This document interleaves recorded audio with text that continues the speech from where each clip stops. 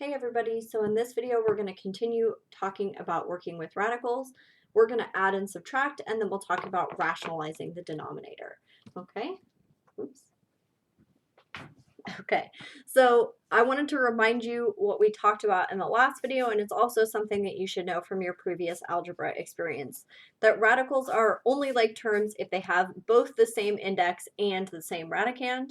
Okay, so they have to be the same type of root, right? Both square roots, both cube roots, and they have to have exactly the same radicand. Remember, the radicand is the stuff inside the radical sign. Okay, so let's do some examples of adding and subtracting.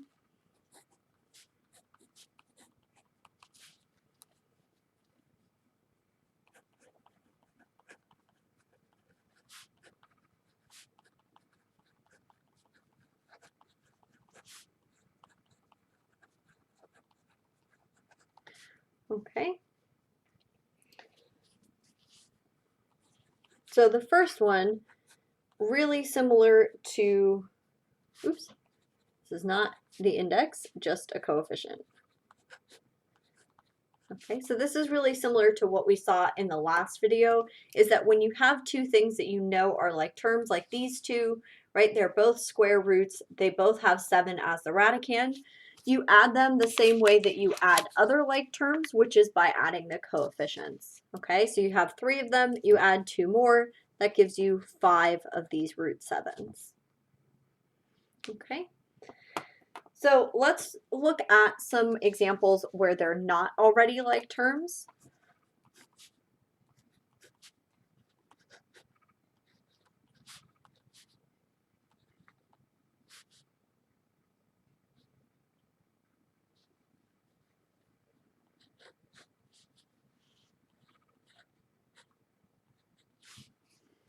Okay. So here we can see that these are not like terms. They are both cube roots, but they're not like terms because they have different radicands, okay? So at this stage, it seems like we can't add them together, okay? Or we can't subtract them, okay? But we want to look at these and make sure that they're both simplified. So this one is simplified, right? 3 isn't a perfect cube, and there's nothing that divides 3 other than 1 that's a perfect cube. But what about 81? Okay, well, if you think about 81, this is 9 times 9, okay? So if you're looking for a perfect cube, right, here's a perfect cube, 3 times 3 times 3, which is 27, okay? So I could rewrite this as the cube root of 27, and then my leftover part is 3, okay? So this would simplify to 3, right? The cube root of 27 times the cube root of 3. Okay. So now that they're fully simplified, you can see that they are like terms, right? They're both cube root of 3 terms. So 4 minus 3 is 1 times the cube root of 3. And we know that we don't really need this 1. This is the same as just cube root 3. Okay. So we simplify first, and then we can combine like terms. Okay, let's see another example like that.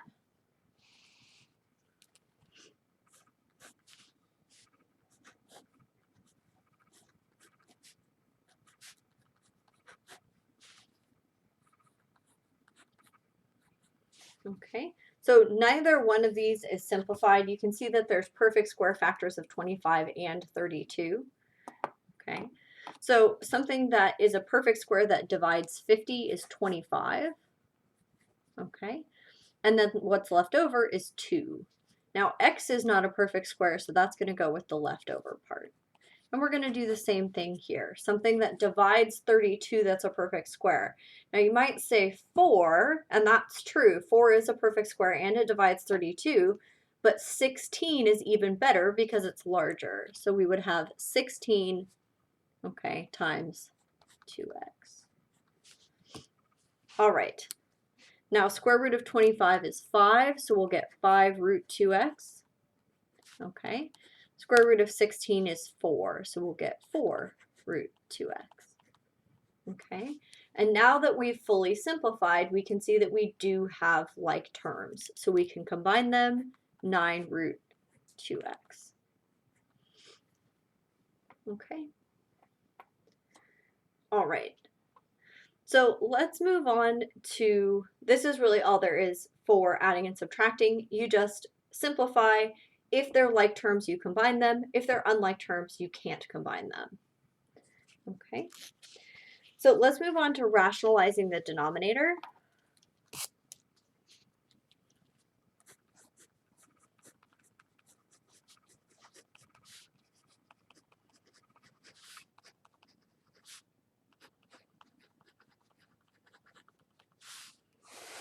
Okay.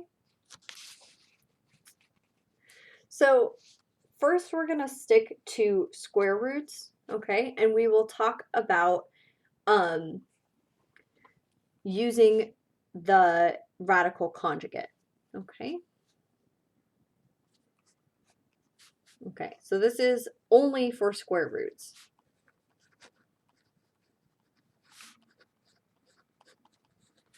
Okay, so the first thing you want to do is find the radical conjugate. We remember what conjugates are from talking about complex numbers. So we're going to find the radical conjugate of the denominator. Okay, then we're going to multiply on top and bottom.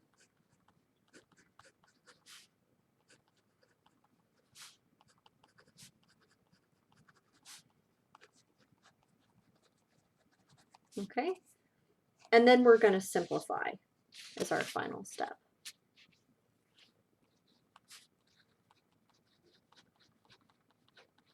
Okay, I hope you guys will find that this is extremely simple, similar to what we did when we were dividing complex numbers.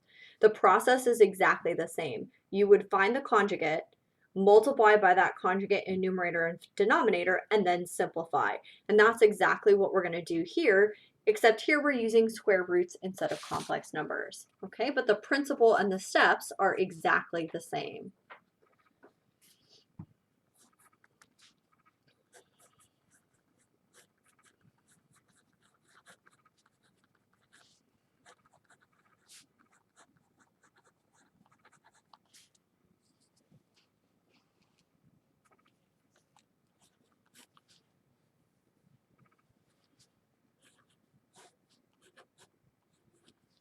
Okay.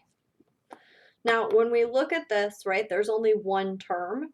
And so we know that the conjugate is just going to be the opposite of this, okay? So remember, if you have something like a plus root b, its conjugate is a minus root b, okay? So because we have root 3, our conjugate is going to be negative root 3. So I'm going to multiply by negative root 3 here and here. Okay, and then I'm just going to multiply these two together. So this is negative 6 root 3. Okay, and here I'm going to get negative root 3 times root 3. Okay, just multiplying these two together and these two together. Okay. Now, remember we can multiply these by multiplying the radicands, so this gives me root 9. Okay. And then I can simplify this because I know that root 9 is 3.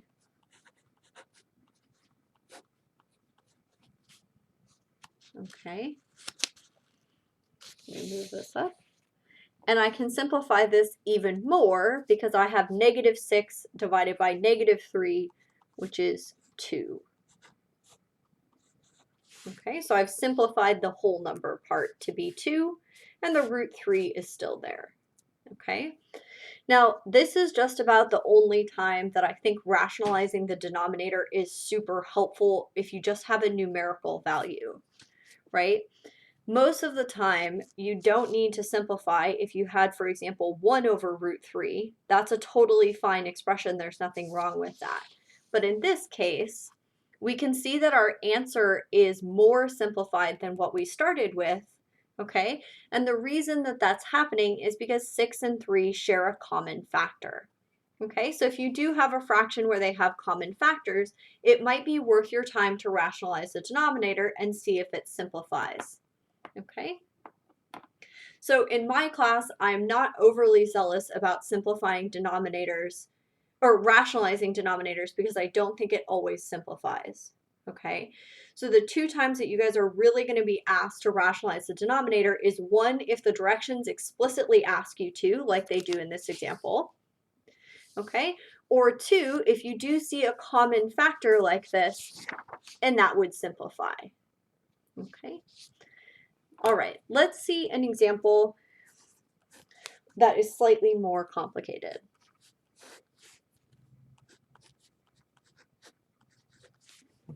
Okay, we're going to use the same method. We're going to multiply by the conjugate. Okay, and now the conjugate is going to be x plus root 3. Okay, so we're going to multiply this out. X times x is x squared. X times root 3 is just x root 3.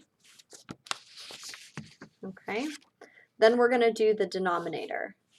X times x is x squared. X times root 3 is just x root 3. Negative root 3 times x is just negative x root 3. Okay, and then root 3 times root 3.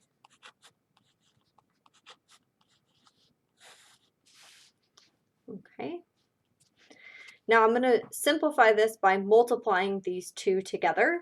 And also you can see, like you will often see in these problems where we use conjugates, the 2 center terms are going to cancel out, right? So this and this are like terms, and they're opposites, so they cancel. Okay. So I'm going to leave the numerator alone.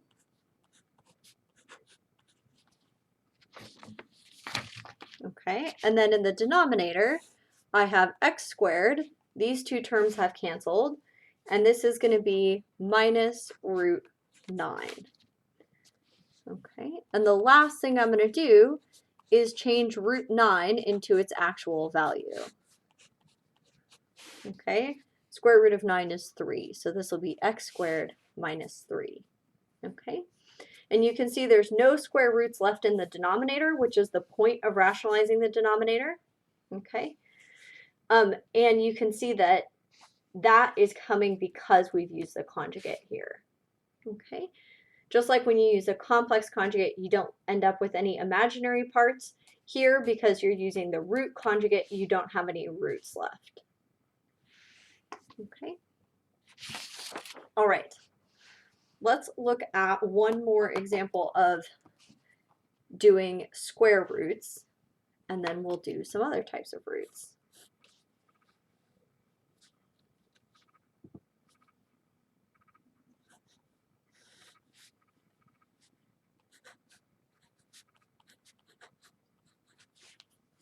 Okay. Again, we're going to use the conjugate. Oops. Okay, so the conjugate here is going to change the sign between the terms, so we'll have root 2 minus root 3. I don't know why I put a 2 in the numerator. We're multiplying by the same thing in the numerator and the denominator. Okay, so now we're going to multiply these together, so 2 times root 2 is just 2 root 2, and 2 times root 3 is 2 root 3. Okay, then in the denominator, we'll have root 2 times root 2, which is root 4, root 2 times root 3, which is root 6, root 3 times root 2, which is also root 6, okay, and then root 3 times root 3, which is root 9, okay. All right. Now again, just like the previous example, and this happens every time because of the properties of conjugates, these 2 center terms are going to cancel out. Okay, so my numerator is still the same. Okay, and then in my denominator, I have root 4, which is 2.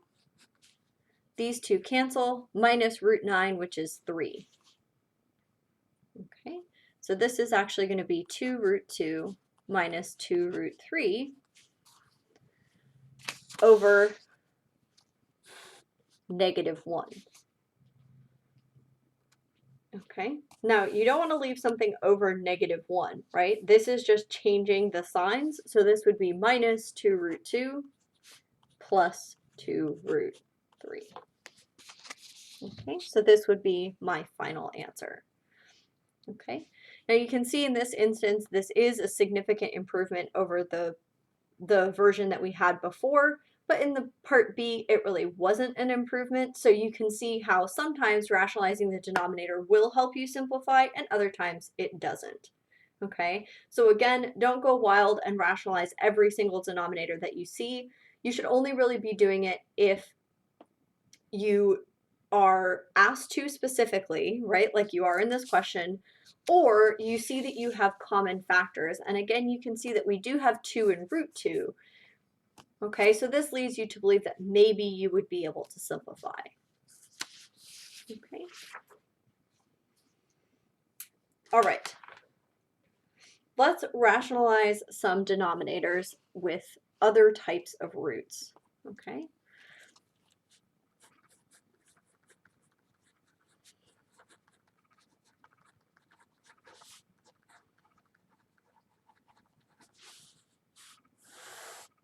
Okay, so this is specifically for not square roots. Okay, so what we're going to do here is we are going to examine the denominator, specifically the radicand in the denominator.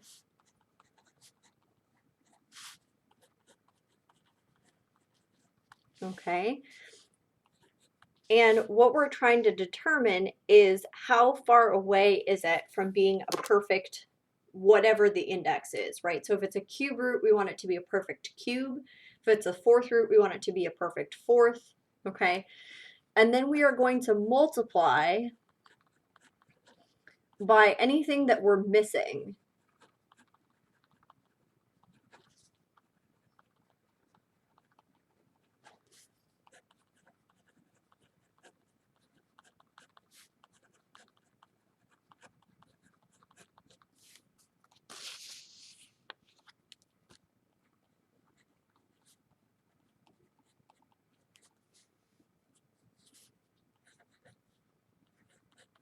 Okay, so again, if you want it to be a perfect cube, it's because it's a cube root. If you want it to be a perfect fourth power, that's because it's a fourth root, etc. Okay, so we're multiplying by this in numerator and denominator. Okay, and then we are going to simplify.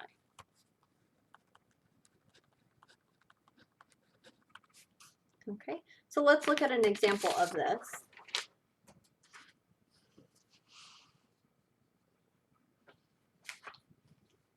Trying to figure out what example number I'm on. Example 3.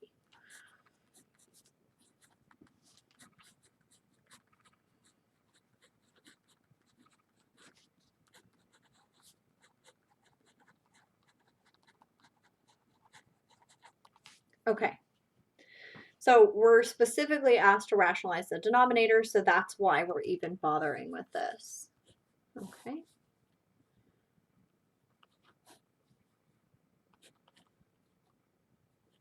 Okay, so when we're looking at this example, the first thing that we notice is that we have a cube root, so we want the radicand to be a perfect cube.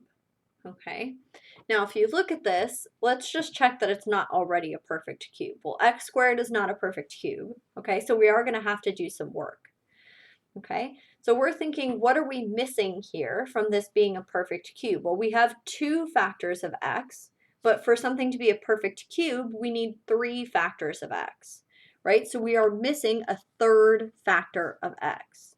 Okay, so we're going to multiply by cube root of x to give us that 3rd factor of x. Okay, and because we want to do that in the denominator, we also need to do this in the numerator. Okay, 1 times the cube root of x is cube root of x.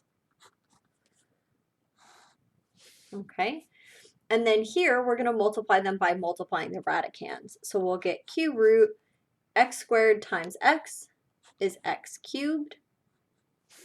Okay, and now we can really simplify the denominator. So the numerator doesn't simplify at all, it's still cube root of x. Okay, but the cube root of x cubed is x. So we're going to leave it like this. Okay, and you can see now there's no more roots in the denominator. That's what it means to rationalize. Okay.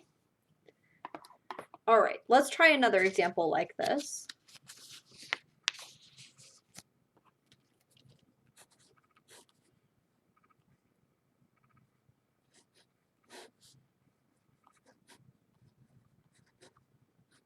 Okay. So this is another cube root. So we're looking for things that are perfect cubes. Okay. So when we see this factor of 3, we know that that's not a perfect cube. Okay, so we want to multiply by something that's going to make it a perfect cube. Well, if you have one factor of 3, 2 additional factors of 3 will make it a perfect cube, right? We want 3 times 3 times 3. So we have 1 here, we'll put 2 here, okay, or 9. And then we're thinking the same thing about the y's. We have 1, we need 2 more, okay, or y squared. Okay, so we are multiplying by cube root of 9y squared. Okay, now in the numerator, this is going to be 2 times the cube root of 9y squared. Okay, and in the denominator, we have 3 times 9, which is 27. Okay, and y times y squared, which is y cubed. Okay, and you can see now the denominator is a perfect cube. Okay, so we're going to leave the numerator alone. We have 2 times the cube root of 9y squared. Okay, and then in the denominator, cube root of 27 is 3. Cube root of y cubed is y. Okay. If these two things simplified, you would simplify them, but in this case, they don't. Okay. All right. Let's look at another example of this, and we'll do something that isn't a cube root.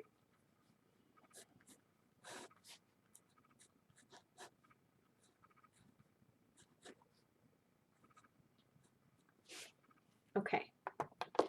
I'm sorry, you can't see the very top. So x over the 4th root of 8y squared. Okay. So we're looking for what is going to make this a perfect 4th power, right? So to make something a perfect 4th power, right, you have to have 4 of the same thing, right?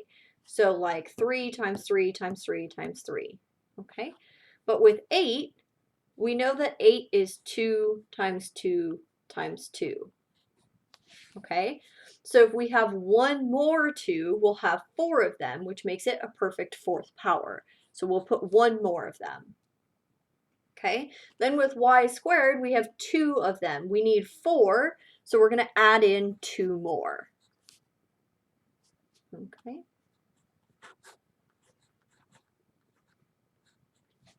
All right, now we're going to multiply x times the 4th root of 2y squared.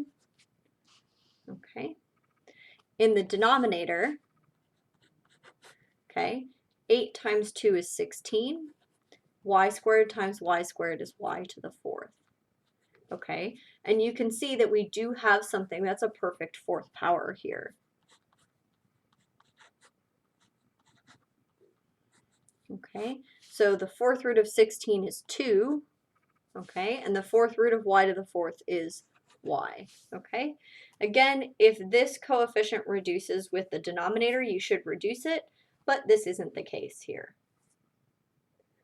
Okay, we're going to do one more example like this.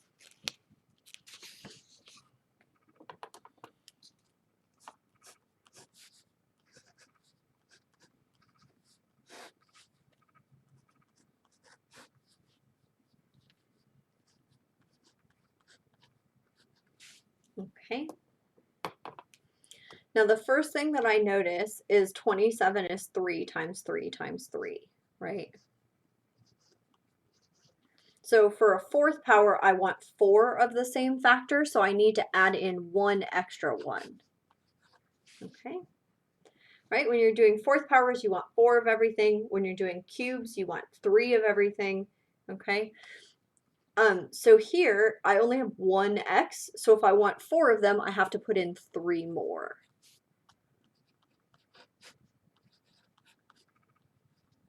Okay? And now I'm going to multiply. So I get 9x cubed times the 4th root of 3x cubed in the numerator. Okay, and then in the denominator, I'm multiplying my radicand, so 27 times 3 is 81. Okay, x times x cubed is x to the 4th.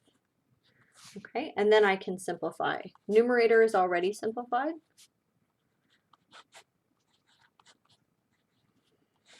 Okay, and in the denominator, the 4th root of 81 is 3. The 4th root of x to the 4th is x.